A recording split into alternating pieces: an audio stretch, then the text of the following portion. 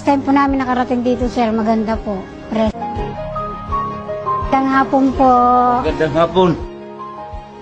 Oh, Mare. Kumusta ka? Kumare ko man ito. Hindi ka lang pasyal dito sa bahay mo? Ha? May dagat eh. Gusto mo? Ha? Meron daw po. Maligo ka? Gusto mo doon sa kabila? Pwede bahay ko. Gusto mo maligo? Oo.